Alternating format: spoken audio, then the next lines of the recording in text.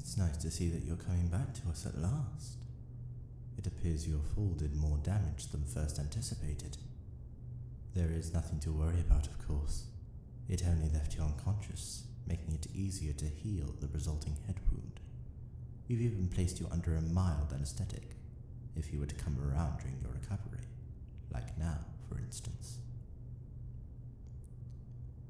You shouldn't be noticing any pain at first, but if you do, let me know, and I'll provide some care.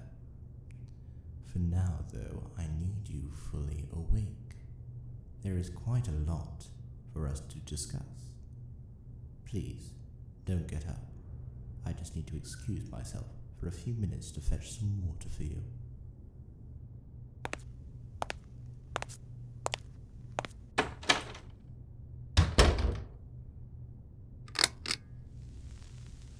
Entry number 5.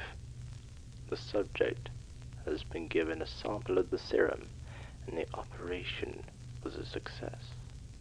Despite the period of death, over 5 days, we were able to restart the heart of the subject, and they've achieved normal breath control and a healthy blood pressure. Fortunately, unlike Mr. Fry's, the core temperature remains at average levels, therefore allowing the subject to survive in temperatures above freezing. When brought back, the subject's eyes opened, and there were immediate signs of movement within the irises of the eyes, showing a probable awareness of their surroundings.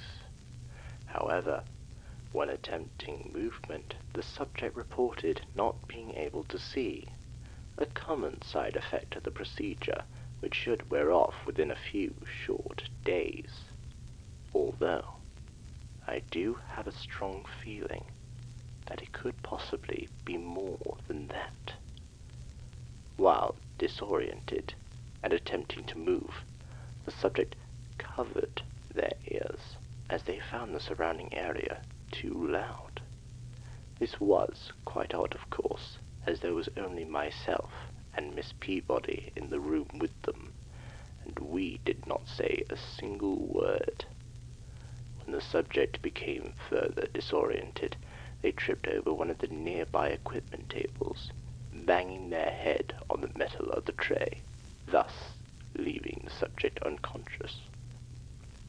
Despite the unfortunate tumble made by our new friend, it appears that the serum has left the subject with a heightened sense of hearing, causing the subject's ears to become most sensitive. As a result, we must refrain from the use of shouting or screaming within the immediate area of the subject. To ensure this, we've had the subject moved to a private room until a method is found to assist with the subject's ears. For now, though, the subject is currently awakening from their fall, and their anesthetic will wear off shortly. I will discuss with the subject at once, while I have this chance, before they are placed back under a sedative.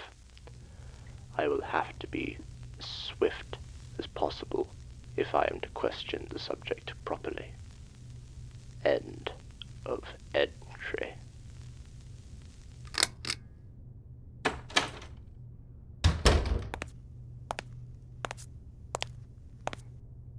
Hello again. I apologize for the delay, but a slight problem occurred within the corridor involving a few mix-ups in terms of accommodations. Here is your water, quite cold with some ice. How are you feeling? Any better? I beg your pardon. You heard me. What exactly did you hear? You heard my audio entry about your fall and the operation. That wouldn't be possible by any human. I was 2 rooms away. There is no way that you could have overheard what I was saying, unless I was right. I'm afraid you'll have to excuse me, but I need to perform a short test. It shouldn't take long.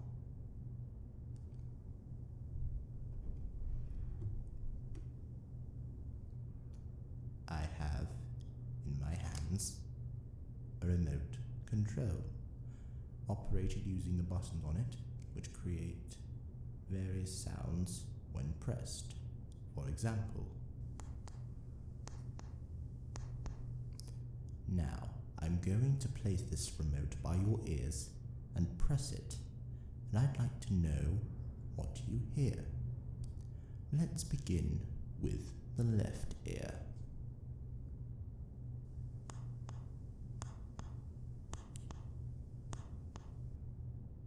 You feel a sort of ringing in your ear. I see. Let's attempt it again, this time with your right ear.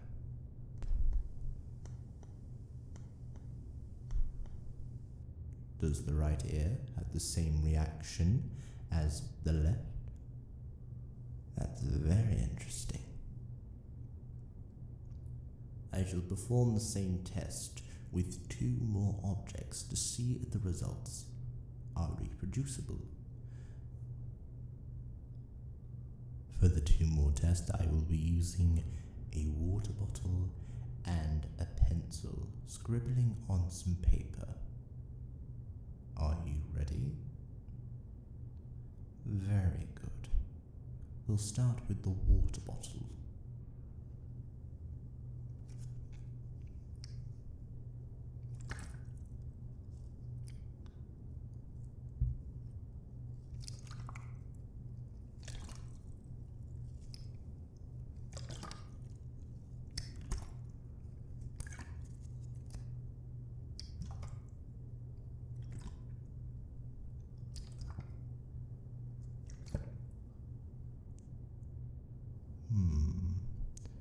Does it create the same reaction?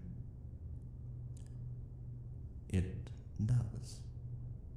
I see.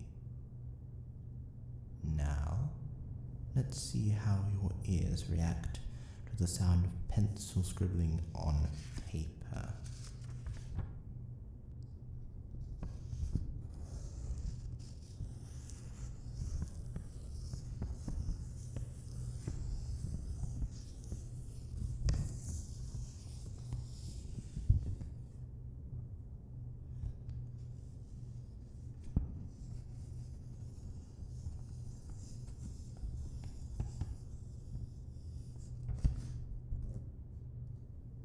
Let me put that down. Same reaction? Of course. This does quite confirm my suspicions, very much so. I must apologize, but what will you say? You overheard me wanting to question you. Oh yes, of course. You need not to worry. It's a standard set of questions that are to be asked by myself and the rest of the staff here at Indian Hill to the patients when they recover from their operations. I can assure you that there is no malicious intent with these questions, but they are rather important for the next step of this process, so I shall ask you these questions in order to confirm a theory of mine. I'd like to begin by asking you if you can tell us who you are. Do you know your name? Do you know where you live? Your parents? Your pets? Your hobbies? Do you remember anything before Indian Hill? No? Of course, no. Well, my patient, I have a strong reason to believe that you are an ancient being who was blessed with the gift of echolocation. Yes, it does sound insane, quite a good assumption, but if you believe so, then let me ask you a question. Can you point in the direction of the object I just threw onto the floor?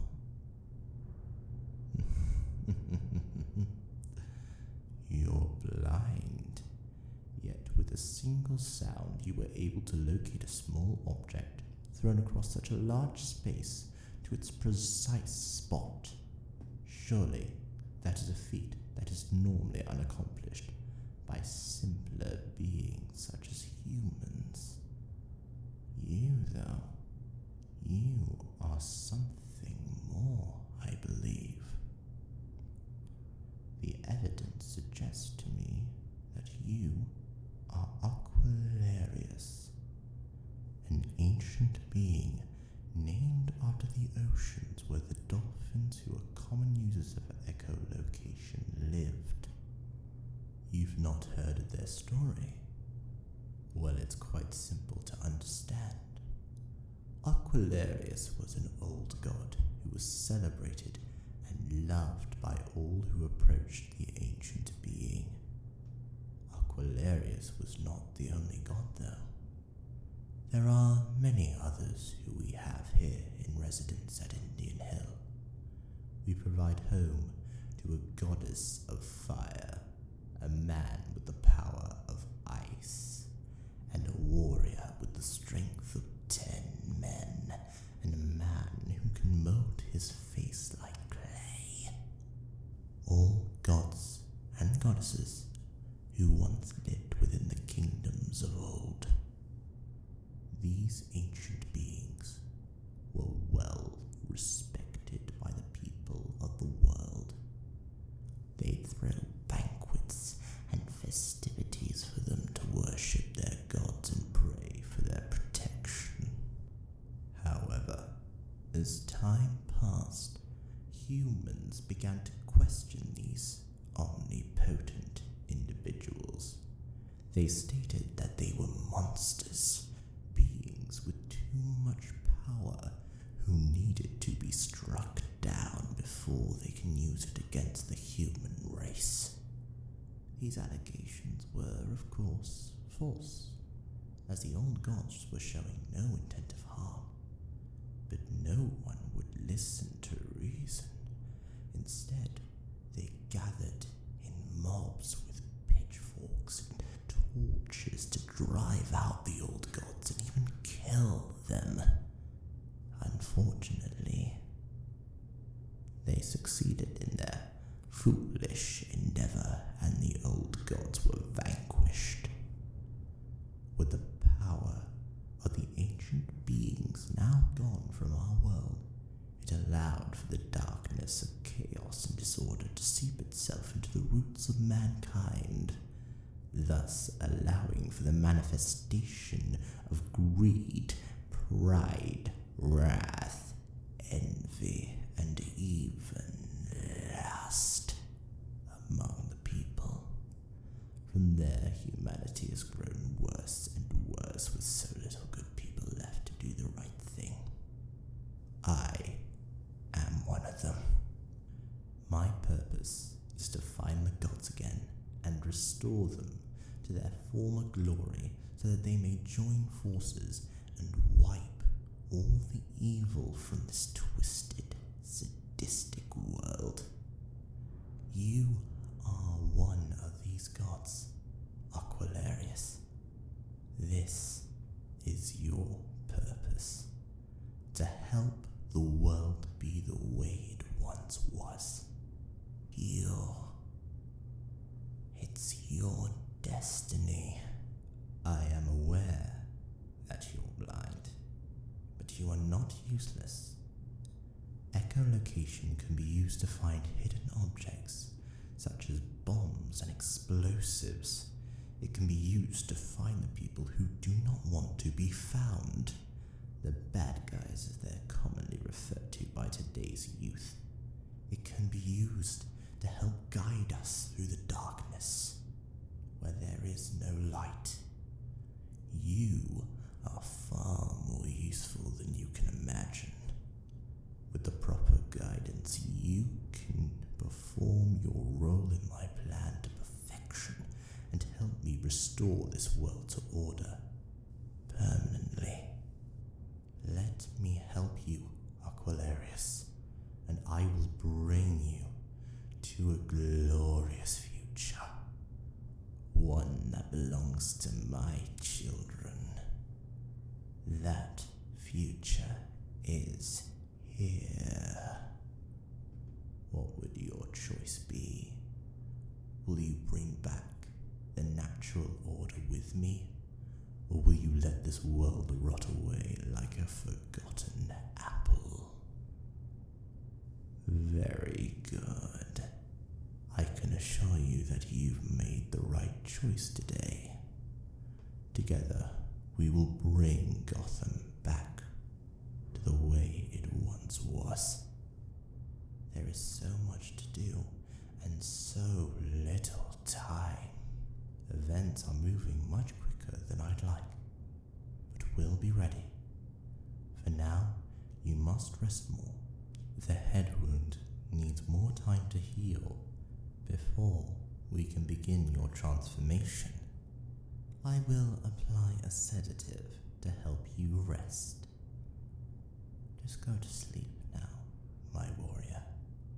Today has come to an end, but tomorrow will bring a new beginning for Gotham, and soon afterwards, the world.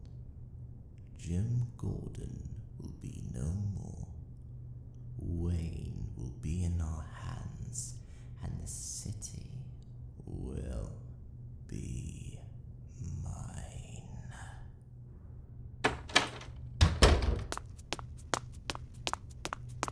Silence. You mustn't wake the subject. Of course. Professor Strange, my apologies, but Mr. Gallivant's come back. He said that he needs to report to you. Ah, of course. Thank you. I'll be right there. Make sure he does not leave until I've had a chance to speak with him. Of course, Professor Strange.